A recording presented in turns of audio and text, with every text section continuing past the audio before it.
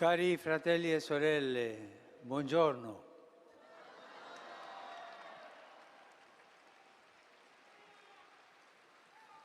In questi mercoledì abbiamo riflettuto sulla famiglia e andiamo avanti su questo tema, riflettere sulla famiglia.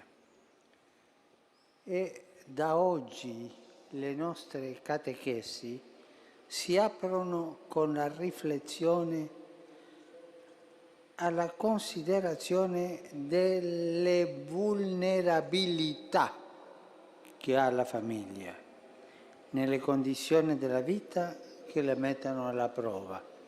La famiglia ha tanti problemi che la mettono alla prova. Oggi incominceremo per una di queste prove è la povertà. Pensiamo a tante famiglie che popolano le periferie delle megalopoli, ma anche alle zone rurali. Quanta miseria, quanto degrado. E poi ad aggravare la situazione, in alcuni luoghi arriva anche la guerra. La guerra è sempre una cosa terribile. Essa inoltre colpisce specialmente le popolazioni civili, le famiglie. Davvero la guerra è la madre di tutte le povertà. La guerra impoverisce la famiglia. Una grande pietratrice di vite, di anime e degli affetti più sacri e più cari. Nonostante tutto questo, ci sono tante famiglie povere che con dignità cercano di condurre la loro vita quotidiana, spesso confidando apertamente nella benedizione di Dio. Questa lezione però non deve giustificare la nostra indifferenza, ma semmai aumentare la nostra vergogna, che ci sia tanta povertà. È quasi un miracolo che anche nella povertà la famiglia continui a formarsi e persino a conservare, come può, la speciale umanità dei suoi legami. Il fatto irrita quei pianificatori del benessere che considerano gli affetti, la generazione, i legami familiari come una variabile secondaria della qualità della vita. Non capiscono niente. Invece noi dovremmo inginocchiarci davanti a queste famiglie che sono una vera scuola di umanità che salva le società dalla barbarie. Che cosa ci rimane infatti se cediamo al ricatto di Cesare e Mammon, della violenza del denaro e rinunciamo anche agli affetti familiari? Una nuova etica civile arriverà soltanto quando i responsabili della vita pubblica riorganizzeranno il legame sociale a partire dalla lotta alla spirale perversa tra famiglia e povertà che ci porta nel baratro. L'economia odierna si è spesso specializzata nel godimento del benessere individuale, ma pratica largamente lo sfruttamento dei legami familiari.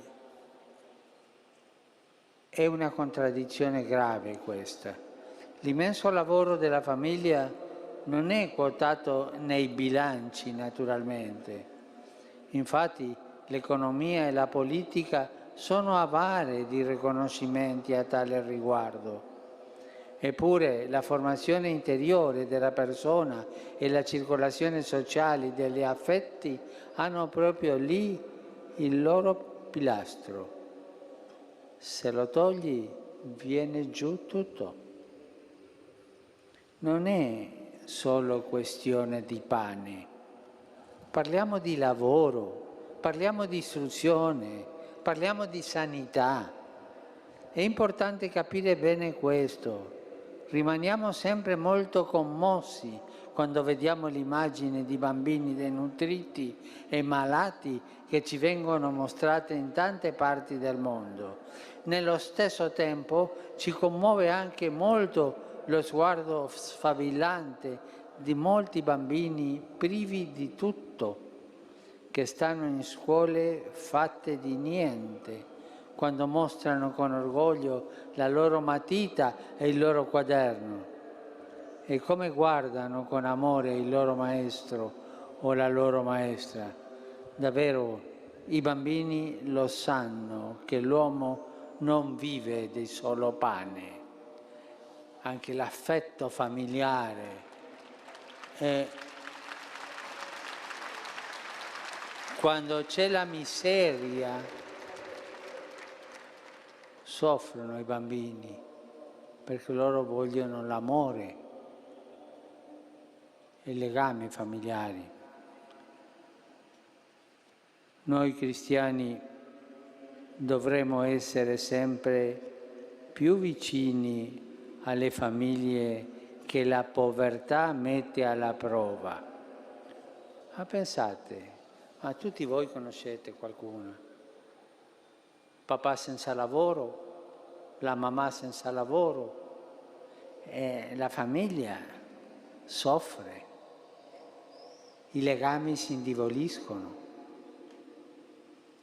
È brutto questo. In effetti la miseria sociale colpisce la famiglia e a volte la distrugge. La mancanza o la perdita del lavoro o la sua forte precarietà incidono pesantemente sulla vita familiare, mettendo a dura prova le relazioni. Le condizioni di vita nei quartieri più disagiati, con problemi abitativi e dei trasporti, come pure la riduzione dei servizi sociali, sanitari e scolastici, causano ulteriori difficoltà. A questi fattori materiali si aggiunge il danno causato alla famiglia da quei pseudomodelli diffusi dai mass media basati sul consumismo e il culto dell'apparire, che influenzano i ceti sociali più poveri e incrementano la disgregazione dei legami familiari. Curare le famiglie, curare l'affetto, ma la miseria mette la famiglia alla prova. La Chiesa è madre e non deve dimenticare questo dramma dei suoi figli. Anch'essa deve essere povera per diventare feconda e rispondere a tanta miseria. Una Chiesa povera è una Chiesa che pratica una volontaria semplicità nella propria vita, nelle sue stesse istituzioni, nello stile di vita dei suoi membri, per abbattere ogni muro di separazione, soprattutto dai poveri. Ci vogliono la preghiera e l'azione. Preghiamo intensamente il Signore che ci scuota per rendere le nostre famiglie cristiane protagoniste di questa rivoluzione della prossimità familiare, che ora ci è così necessaria. Di essa, di questa prossimità familiare, dall'inizio è fatta la Chiesa.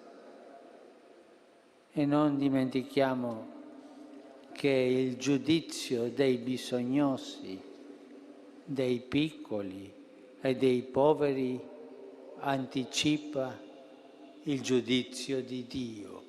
Non dimentichiamo questo e facciamo tutto quello che noi possiamo per aiutare le famiglie a andare avanti nella prova della povertà e della miseria che colpiscono gli affetti, i legami familiari. Io vorrei leggere un'altra volta il testo della Bibbia che abbiamo ascoltato all'inizio e ognuno di noi pensi alle famiglie che fanno la prova, sono provate della miseria e della povertà. La Bibbia dice così: figlio, non rifiutare al povero il necessario per la vita, non essere insensibile allo sguardo dei bisognosi. Ma pensiamo a ogni parola, Non rattristare chi ha fame, non esasperare chi è in difficoltà, non turbare un cuore già esasperato, non negare un dono al bisognoso, non respingere la supplica del povero, non distogliere lo sguardo dall'indigente. Da chi ti chiede non distogliere lo sguardo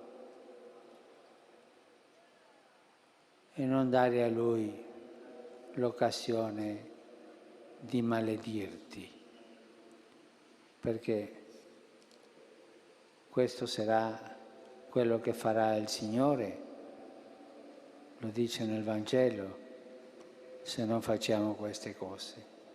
Grazie.